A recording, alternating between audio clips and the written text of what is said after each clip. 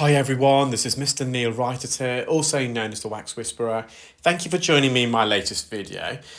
Now, this is a very interesting video, more so the latter half, and I'll explain why in a moment.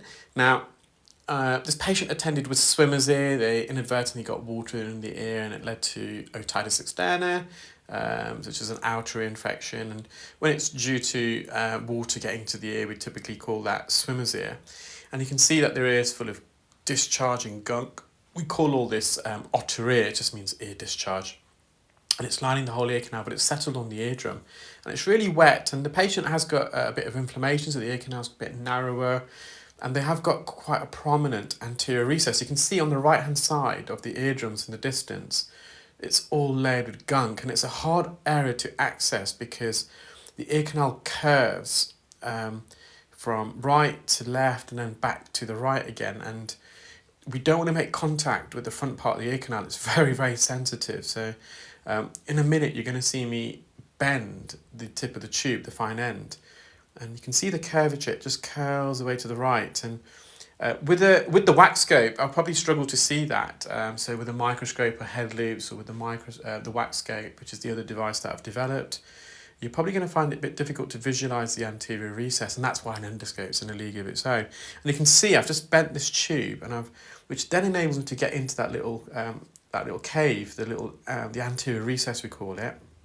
Now, the patient was suffering from the caloric effect, so they were getting dizzy, and we had to pause several times. And the patient was happy for me, so it was a short-term dizziness. So the caloric effect is when the ear is either the organ of balance in the ear, so the semicircular canals, they're found in the inner ear, they're either excited by increased temperature or inhibited by decreased temperature.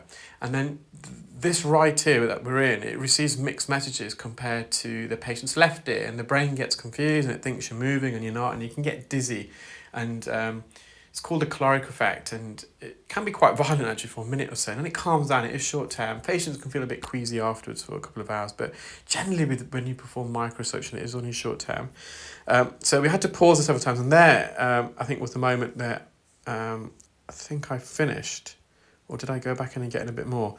Now, the second half of the video, which is I think what we're on now, I've actually got this in reverse, and it's strange because I can't remember which video I watched, but I watched another, it wasn't an ear video, it was another part of the body. I wish I could remember now. And they actually showed the video in reverse after, it was a nasal surgery.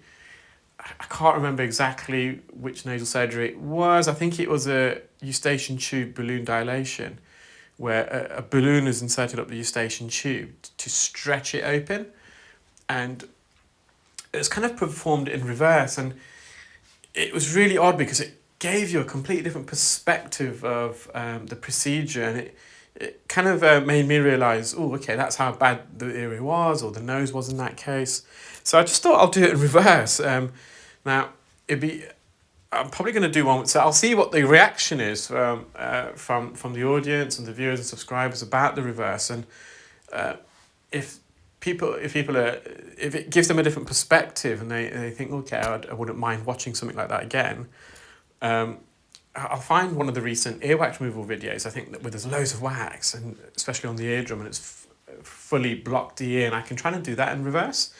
If anyone wants to recommend a video that I've done recently to do it in reverse, obviously if you don't, people may not be interested, but I just found it fascinating watching it back, and I don't know why, it just, in a way, the old saying now, when we fit hearing aids, and when we remove wax, people, they realise how bad their ear was only after their hearing's been given back. And in a funny kind of way, this is the opposite to that. You can see how good the ear is after we've cleaned it by reintroducing all the gunk. So it gives you a different perspective, and that's what I found. And that's what I found happened in that surgical video that I watched. It was really fascinating. They did it the same way I did. They put it the normal way, and I did it in reverse, and it's really fascinating. So let me know what you guys think. So this is how basically the ear was started. You can see the difference. So we've gone from an infected ear to a clean ear, and then back to an infected ear. The patient, we have written to their GP, they need some antibiotic ear spray. Unfortunately, we're not allowed to prescribe ourselves, the audiologists in the UK, which is a shame because it would be much easier for the patient, but who knows in the future. I hope you enjoyed that video, guys, and I'd be interested to just read the comments at the end, and I'll see what the audience reaction was. Thank you, bye!